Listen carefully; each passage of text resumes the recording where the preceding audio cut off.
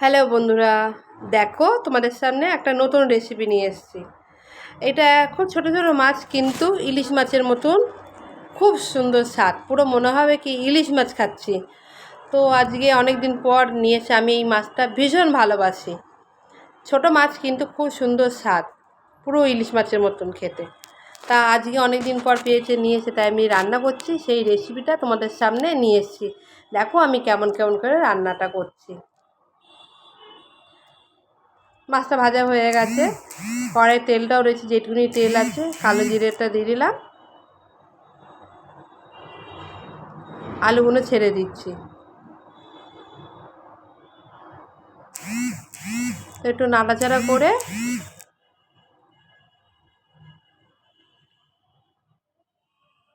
নাড়াচাড়াটা হয়ে গেছে, দেখো দেখতেই পাচ্ছ। তো ঢেকে দিলাম, আর এদিকে মশলাটা রেডি করে নিচ্ছি। এটা সর্ষে বাটা, জিরের গুঁড়ো, আর একটু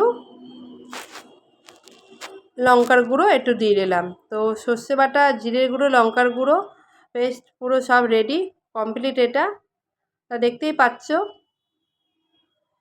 আলুটা ভাজা ভাজা হয়ে গেছে, দেখতেই পাচ্ছ তোমরা। বেগুনগুলো কাটা আছে, বেগুনগুলো এত সুন্দর বেগুন না কি বলবো, খুব সুন্দর বেগুন, পুরো কচি কচি বেগুন। তা বেগুনের সঙ্গে সঙ্গে কটা কাঁচা লঙ্কা চিরাটাও দিয়ে দিলাম। তাই একটু নাড়াচাড়া করে, দেখতেই পাচ্ছ নাড়াচাড়া করে দিচ্ছি।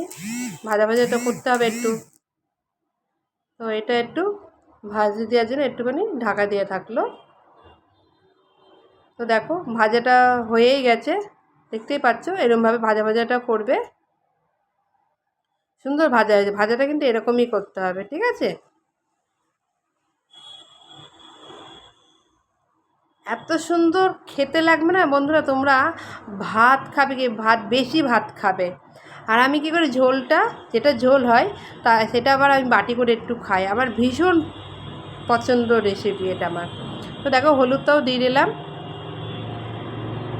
দারুণ টেস্ট, দারুণ। পুরো ইলিশ মাছকে বলবা সাইডে রাখতে। তো এটা পুরো ইলিশ মাছের মতন স্বাদ, এত সুন্দর টেস্ট না বন্ধুরা।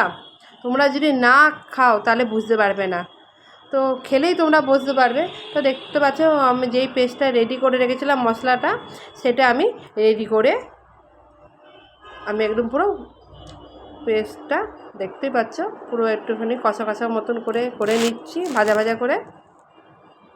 দেখতে পাচ্ছ হয়ে গেছে, দেখেছি এরকমভাবে মশলাটা পুরো কষাতে হবে, ঠিক আছে। তেল ছেড়ে ছেড়ে ছেড়ে যাবে, হ্যাঁ। তো আমার একটু গরম জল করা আছে, কেন আমি সব তরকারিতে না গরম জলটা খুব ব্যবহার করি। আমি ঠান্ডা জল কোনো তরকারিতে ইউজ করি না, এই গরম জলটা আমি দিয়ে দিলাম। তোমরা বন্ধুরা সবাইকে বলছি, গরম জলটা তরকারিতে গরম জল ইউজ করবে, তরকারির স্বাদ পুরো চেঞ্জ হয়ে যাবে, আর কালারটাও দারুণ হয়ে যাবে, দারুণ কালার হবে, আর স্বাদ ভীষণ স্বাদ হবে। তো দেখতে পাচ্ছ জলটা দেওয়া হয়ে গেছে, তার সঙ্গে সঙ্গে দেখো আমি মাছগুলো এক এক করে ছেড়ে দিচ্ছি। কেন হালকা হালকা করে মাছটা ভেজে তুলে রেখেছি, তো তার জন্যে ঝোলটার সঙ্গে সঙ্গে মাছগুলোও দিয়ে দিচ্ছি। তাহলে এর সাথে মিশে গেলে কী হবে, স্বাদটা এত সুন্দর হবে না, এত সুন্দর টেস্ট হবে না কি বলবো, ভীষণ টেস্ট লাগবে। এই মাছের গন্ধটা, আমার বান্ধবী এসে বলছে, কিরে কি ইলিশ মাছ রান্না করছিস নাকি, তোরা এত বড় লোকে যাচ্ছি না, ইলিশ মাছ না, ইলিশ মাছের বাবা রান্না হচ্ছে। তার জন্যে আমরা খুব হাসাহাসি করলাম। তো আমি একটুখানির জন্য ঢাকা দিয়ে রাখলাম। এই রেসিপিটা দেখো প্রায় এরকম কমপ্লিট হয়ে গেছে, দেখতেই পাচ্ছ। এত সুন্দর গন্ধ বেরোচ্ছে না, মনে হচ্ছে ইলিশ মাছ রান্না করেছি। ও হেভি গন্ধ, আজকে তো আমি ভীষণ ভালো খাবো, ভীষণ। তোমরাও বন্ধুরা এটা বাড়িতে করে দেখো, যদি না ভালো লাগে আমাকে বলো তোমরা।